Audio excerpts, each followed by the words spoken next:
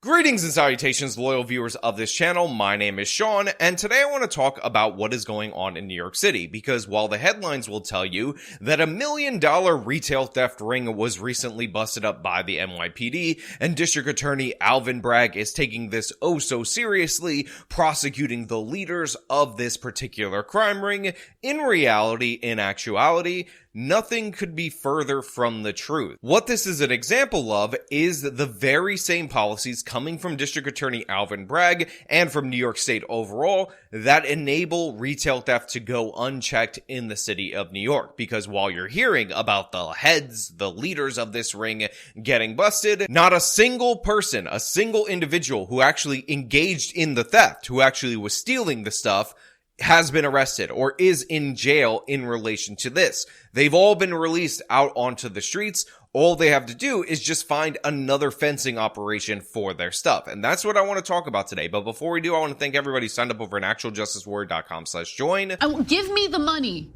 Give me the money. Okay? And remind you that this show is available in podcasting form. Links to the podcast in the description. And now to a major retail theft bust in Manhattan. The DA says the thieves stole more than $1 million worth of items, hitting stores like Macy's and Walgreens and CVS, and then flipping those products for cash. So like I said earlier in this video, you ended up in a situation where there was a big bust, $1 million worth of merchandise, and at the center of this bust was a place not called Rihanna's Cosmetics, because my Google is auto-correcting to that constantly, making it more difficult for me to find this information, so to hell with you, Google, for doing that, but Rihanna's Cosmetics, which was a store on 6th Avenue that oftentimes would have stolen merchandise within it from other stores on the very same street. So this was a fencing operation that would have products from places like Ulta, and Ulta was basically right next door. Well, today, 2 people charged with running a large operation involving more than $1 million in stolen goods.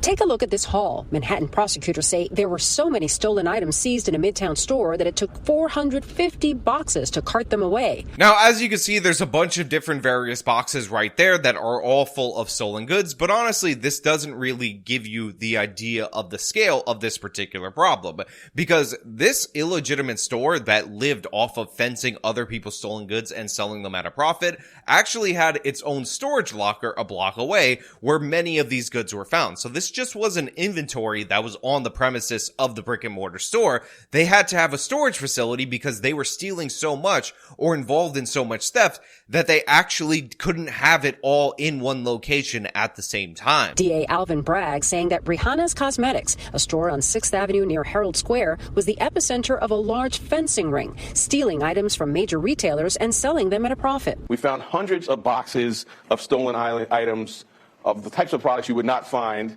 at a beauty store, ranging from designer purses, electronic devices, over-the-counter medications, Lego sets, kitchenware, clothing, and more. Now, I also want to point out that this is incredibly crucial too, because Rihanna's Cosmetics was supposed to be a discount brick and mortar cosmetic store, but it had a bunch of different various items, and this was likely due to the fact that they weren't just planning on selling this stuff in this particular brick and mortar location. It was also acting as a generalized fencing operation, and again, a lot of those products ended up being found in the storage locker that was a block away, and considering this is 6th Avenue, Herald Square area, this is quite the busy area to be running such a huge fencing operation, and the fact that lawlessness is so out of control that people can steal from Macy's nearby, from across the store kind of famous retailers, and then bring those products right to the store and get paid right away is exactly the heart of the problem. And again, there's only 2 people indicted from this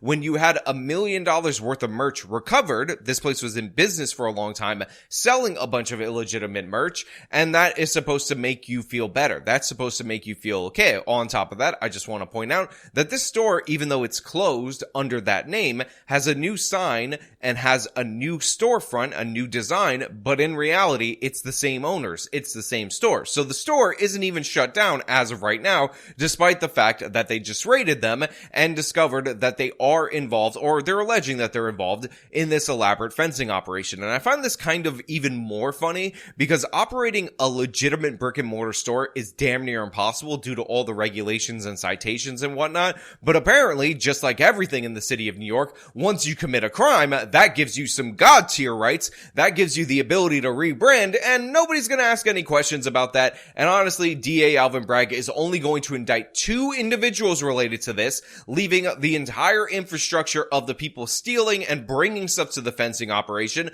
completely unchecked. And I just want to point out for everybody in the audience that retail theft dramatically up since the Black Lives Matter riots. Look at this chart from John J. College of Criminal Justice. You could see that, by the way, this didn't spike during the Great Recession at the beginning of this chart. It spiked here, and dramatically so, due to the fact that we went soft on crime. These people can't be held on bail, and people are getting arrested over and over and over again for stealing from stores, and the same-day automatic release is their reward. One of the suspects, Aaron Khan, seen here right after a court appearance this afternoon. He's accused of helping to run the ring along with another suspect, Bibi Rahana Khan. The shoplifting investigation, a coordinated effort with retailers. Approximately $212,000 of the alleged stolen merchandise came from Macy's. So right there, they have around $1 million of stolen merchandise. $212,000 worth of merchandise is coming from the Macy's. The Macy's that this is coming from is that famous location in downtown Manhattan, the flagship store for this particular company. Macy's is a struggling company, and even their main store, their most famous location, something that on its own is a tourist attraction, ends up getting looted by this one particular individual store based on these people committing theft. And that is not even to mention all the different other various thieves that are going on. And by the way, if you look at this particular area, it is a place where retail space is being completely wiped out. There's for rent signs all over the place, and a lot of these different stores aren't coming back. And one of the reasons why these stores aren't coming back is because even when there are law enforcement busts, they go down exactly like this. 2 people running the store. That's it. Those are the people who are criminally culpable. But all the criminals that are stealing that would take it to another fencing operation tomorrow after this place got busted up, they're out on the streets again. They're still incentivized to do it, and honestly, they're encouraged to do it by people like District Attorney Alvin Bragg. They're portrayed as the victims, when in reality, the real victims are the people who are going to lose their jobs. In reality, the real victims are the people who are losing their merchandise. In reality, the real victims are the average everyday person who has to pay higher prices in order to compensate for all this different various theft in the city of New York, and that disproportionately impacts the poor people who don't disobey the law, who aren't criminals. According to the Manhattan DA, Rihanna's Cosmetics was a well-known destination to bring shoplifted goods. The store now shut down. We know that employees are put at risk when retail theft occurs. There have been far too many assaults on hardworking employees who are just trying to do their jobs. Now, Alvin Bragg right here is saying, hey, look, employees are at risk when people are committing these thefts and all of that. But honestly, this is nonsensical because he allowed this to go unchecked his entire time that he was in office. He paints the picture that they're innocent angel Aladdins. And remember, DA Alvin Bragg was pushing, when he first got into office, for non-carceral solutions for every single crime except for homicide and attempted homicide. See his opening memo when he was sworn in, from the day he was sworn in, if you don't believe me. So he is an enabler of this. So for him to turn around now and say, oh my God, employees are being assaulted. Well, guess what, Bragg? That was true when you took office. That was something that you ignored for years, but now people are absolutely sick of it, so you have to pretend that you're actually engaged to this. But you know what would be nice if you were actually concerned about employees being assaulted over merchandise? If you actually arrested the people on the ground who are doing the stealing and held them accountable for their actions, even when they committed assaults. Because as we've seen repeatedly, DA Alvin Bragg drops charges from felonies more than the previous district attorneys. He gives these people slaps on the wrist. He doesn't want to hold them accountable, doesn't push for jail. He downgrades from felony to misdemeanor, all these different other various tricks, dismisses misdemeanors in order to make sure the criminals are on the streets to reoffend again. So while he's doing this press conference, I will point out once again that only 2 people involved with the storefront are being arrested. Only 2 people involved with the storefront are being indicted, even though this was a multi-million-dollar operation in terms of theft, and those thieves are just going to keep stealing. They're just going to keep looting all these different stores out of business. And it's kind of absurd that that the one store that is thriving in the city of New York in this particular area is the one that's stealing from all the different other various stores. According to authorities, there was so much stolen merchandise, you already heard the number of over $1 million worth, that it actually took 450 plus cardboard boxes in order for them to cart it off into evidence. And all of that resulted, this grand indictment and this press conference, in just 3 charges. 3 counts of possession of stolen property. 3, not 450 boxes worth of counts of possession of stolen property, but 3 counts of it for 2 individuals who happen to be of Indian or Arabic descent because their last name is Khan. They seem to be related in relation to this particular storefront.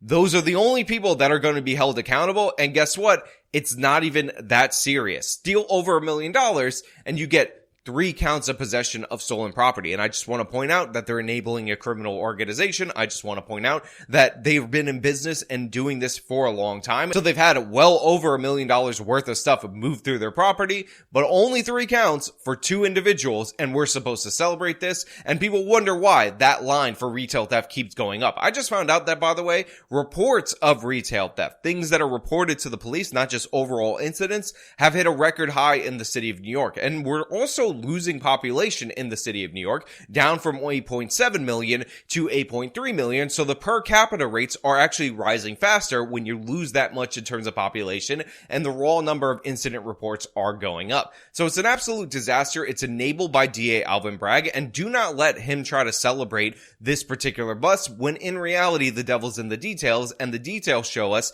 he's not really charging anyone for anything. But hey, you know what? Those are my thoughts. Let me know your thoughts down in the comments below. If you like the video, show them by leaving a like, subscribe for more content, follow me on the social medias, support me via the support links in the description of this video. This has been me talking about this farce of a retail bust. Till next time.